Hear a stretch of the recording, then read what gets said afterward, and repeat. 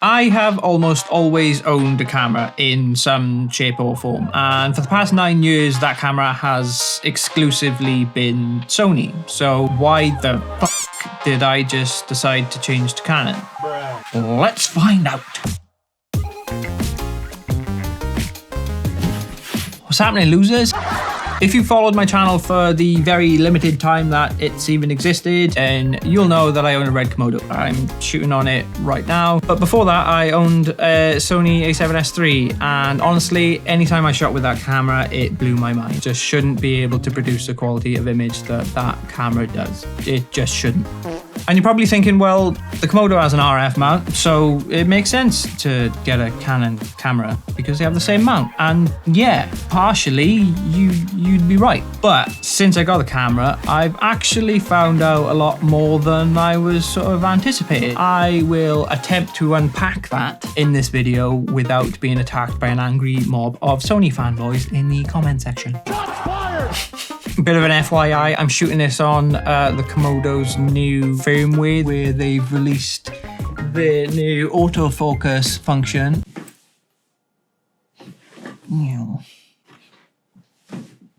Can you keep up with me? If it just sort of dips in and out as I hold things up to the camera, that'll be why. We'll find out how good that is together. Nice. Let's just get this out of the way. Any camera in the past 2, 3, 4 years that sits in the prosumer to professional level camera, basically anything between the A7 IV, FX30, right up to the FX6 and Komodo, where you don't have to sell your house to buy the camera, but it's also going to cost you a little bit more than just a point and shoot sort of thing. That bit. Canon, Sony, Panasonic, whatever, the quality of image that you can get from all of these bodies is kind of very quickly becoming indistinguishable when given to the right person who understands lighting, who understands the cameras and framing and all that stuff, and are way more than acceptable for the kind of standard that you need for the kinds of platforms and screens we're going to be viewing the content on: Instagram, YouTube, Facebook. So I feel like the decisions that you make when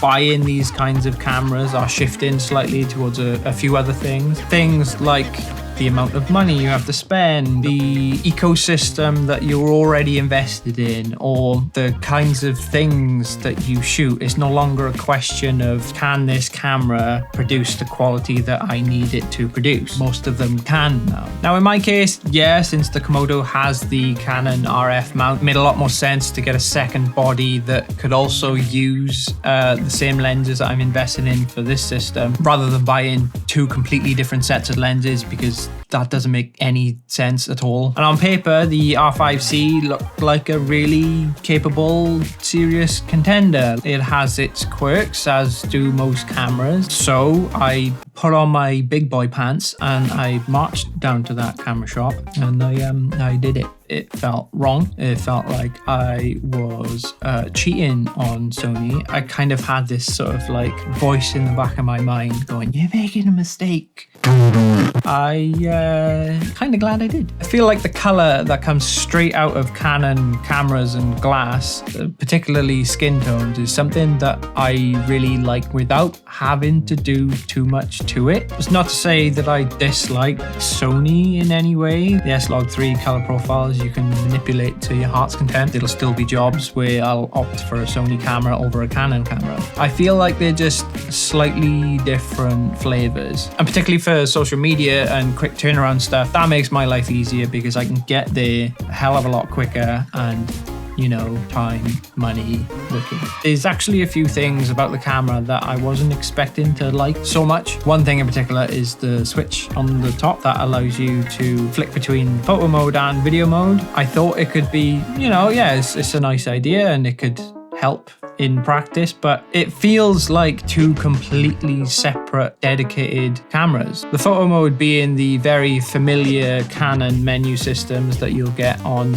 most Canon DSLRs, and the video mode is more reflective of like the C70. Wasn't expecting it to be all that useful, but it really does. So I bought the camera knowing that I wasn't going to rig it out at all. I just wanted it to be just the body. Yes, I've got the battery grip now because the battery is hog shit. I do actually prefer the size and weight in the camera when it's just the body over Sony cameras, because there's a little bit more weight to it. There's a little bit more volume that kind of fits better in the hand. I think Canon cameras can get a little bit clumsy when you start to rig them out. I think that's where Sony's really excel, because they are super small and super compact. So when you do rig them out, they become the size and weight that you really want them to be when shooting.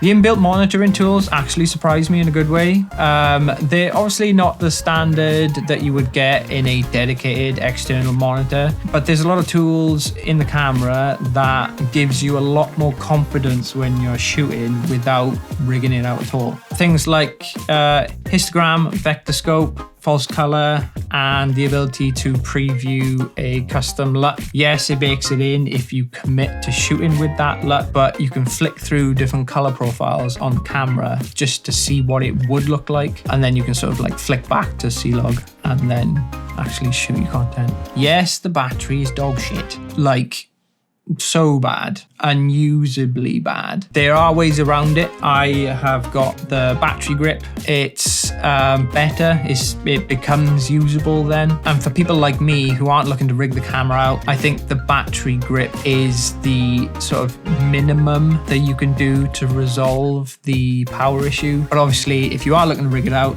a V-Lock battery would do the job. And realistically, the only scenarios whereby I need to shoot at longer periods of time are interviews and situations like this where the camera is stationary. I just plug it into a power bank that I've got, and then I don't have to worry about it at all. I actually shot my last video on that camera, and this one I'm shooting on the Komodo, so I'll sit them side by side on this bit so you can kind of see the comparison in quality. I'm even shooting on the same lens and same filter on the front, so it's not down to the lens, it's purely just the quality that you're getting out of the camera. The point that I'm trying to make is that in the right hands, all of these cameras that sit in this bracket will perform extremely well. Switching to Canon worked for me, but had I not got the Komodo, I probably would still have the A7S, because it's a very, very good camera. And it's obviously not to poo-poo the art of cinematography, because each camera